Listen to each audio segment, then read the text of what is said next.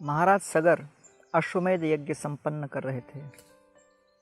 उसमें जो अश्व चारों दिशाओं में भ्रमण करते हुए सगर महाराज के अप्रतिद्वंदिता को घोषित कर रहा था, उनकी शक्ति को बढ़ते हुए देखकर इंद्र के मन में कुछ खौफ उत्पन्न हुआ और इंद्र ने उस अश्वमेध यज्ञ के अश्व को, घोड़े को चुरा लिया और कपिल मुनि के आश्रम में जाकर छिपा दिया।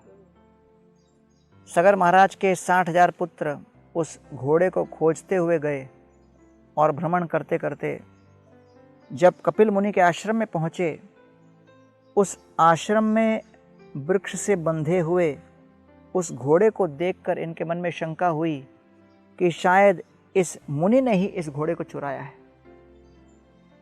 और बिना उनसे प्रश्न किए सीधा उन पर आक्रमण करने के लिए तैयार हो गए और उनको आरोपित करने लगे। कपिल ऋषि बड़े दुखी हुए, क्रोधित हुए और उन्होंने अपने दृष्टि से 60,000 पुत्रों को भस्मीभूत कर दिया। दीर्घकाल तक पुत्रों के अभाव से पीड़ित सगर महाराज ने अपने पौत्र अंशुमान को कहा कि कृपा करके आप जाओ और देखो कि मेरे 60,000 पुत्र कहाँ हैं और वो घोड़ा कहाँ है। अंशुमान भ्रमण करते हुए जब कपिल मुनि के आश्रम में आए तो देखा कि वो घोड़ा है। बड़े प्रेम से प्रणाम करके उनको पूछा कि कपिल मुनि जी, क्या आप हमको ये घोड़ा दे सकते हो जिससे कि हम अपना अश्वमेध यज्ञ संपन्न कर सकें। उन्होंने कहा, अवश्य, आप बड़े प्रेम से पूछ रहे हो, इसे ले जाइए और अपनी अभिलाषा पूर्ण कीजिए। महाराज अंशुमन ने दूसरा महत्वपूर्ण प्रश्न पूछा कि सगर महाराज के 60,000 पुत्र कहाँ हैं। तो इस प्रश्न के उत्तर में कपिल ऋषि ने कहा, उन्होंने मेरे साथ उद्दंडता की और इसके परिणाम स्वरूप उनको मैंने भस्मीभूत कर दिया है। उनको पुनर्जागृत करना हो, पुनर्जीवित करना हो तो गंगा देवी को ऊपर के लोकों से इस धरती पर लाकर उनका स्पर्श कराओगे तो पुनर्जीवित हो जाएंगे। अंशुमान उस घोड़े को लेके आए, अश्वमेध यज्ञ संपन्न किया, लेकिन अपने पूर्वजों को तपस्या के माध्यम से पुनर्जीवित नहीं कर पाए और गंगा जी नहीं आई। लेकिन कहने का तात्पर्य यह है कि हर परिवार में, हर मिशन में केवल एक पीढ़ी तक मिशन सीमित नहीं रहता, पीढ़ी दर पीढ़ी उस मिशन को आगे बढ़ाना पड़ता है।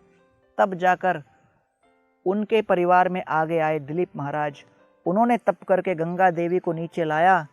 शिवजी ने अपने जटा पर उन्हें धारण किया और गंगा जी के जल का स्पर्श जब उस भस्म के साथ हुआ, वो सारे 60,000 पुत्र पुनर्जीवित हो गए। इसलिए गीता में भगवान कहते हैं, नेहाभिक्रम नाशोस्ति प्रत्यवायो न विद्यते स्वल्पमपि यस्य धर्मस्य त्रायते महतो भयात्। इस मार्ग में किसी प्रकार की त्रुटि या चूक नहीं होती, और जो भी इस मार्ग में लगा हुआ है, जितना कुछ सेवा करेगा उस सेवा को अगले पग तक लेके जाएगा।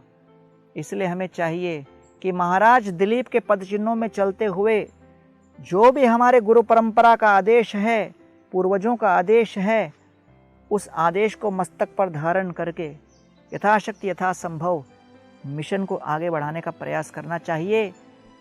और समझना चाहिए कि हरि कथा की वेगवती सरिता जब इस भौतिक जगत में प्रवाहित हो, तब जाके इस जगत के मृत प्राय शव की भांति भस्मीभूत चेतना वाले जीव पुनर्जीवित होंगे, पुनर्जागृत होंगे और उनका जीवन समृद्ध होगा।